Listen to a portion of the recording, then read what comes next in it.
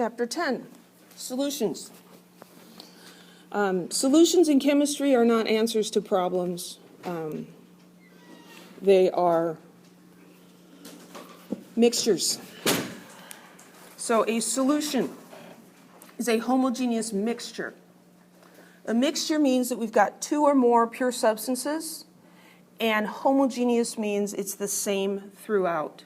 Every sample of that solution, of that mixture, is going to have the same properties. So we talked about that before. A solution has two parts, a solute and a solvent. So the solute is dissolved in the solvent. When you hear the word solvent, what do you think of?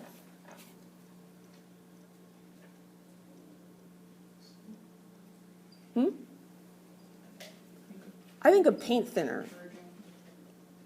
Detergent. Junk your dad keeps in the garage to dissolve stuff. I mean, how do you strip paint off of something? You use a solvent. Paint thinner, turpentine, kerosene. That's what I think of. It's a good recipe for an explosion in your garage. So a solvent is something that dissolves something else. The thing that's dissolved in the solvent is the solute. Okay, so the solute is dissolved in the solvent. The proportions can vary because this is a mixture.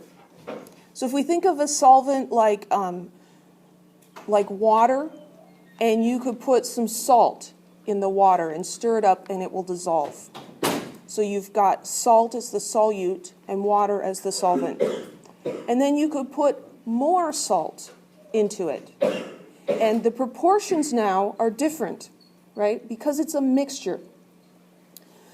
The simplest way to identify which is the solute and which is the solvent is that the solvent is present in greater amount. There's more of the solvent.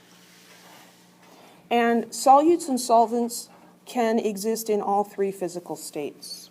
We typically think of a solid dissolved in water, like sugar or salt dissolved in water, as a solution.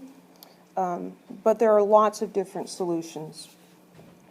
So we can have solutions in the gas state. You can have a gas solute in a gas solvent. So air is an example of a gas solution. The air that we're breathing in this room is a mixture of nitrogen, oxygen, and argon gases and a little bit of some other stuff, right? The proportions can vary. You can also have a liquid in a gas solvent. There's water vapor in the air.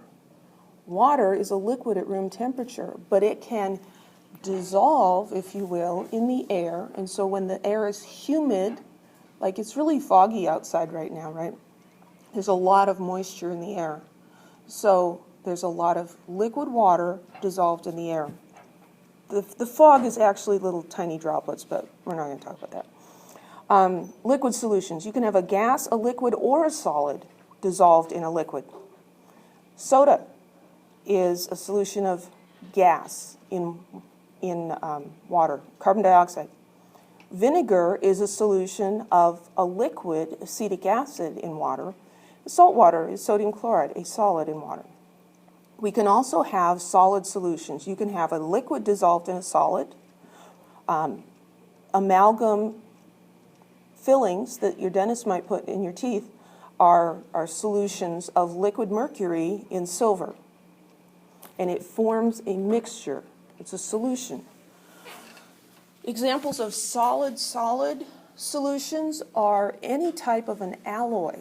So sterling silver, stainless steel, pewter, brass, these are all solutions of metals. Metals dissolved in each other. They're solutions because they're homogeneous mixtures, and you can change the amounts. There's 24-karat gold and 12-karat gold. And the difference is the proportions of the gold and the whatever else they stick in there. Any questions? We deal with solutions in our everyday lives all the time.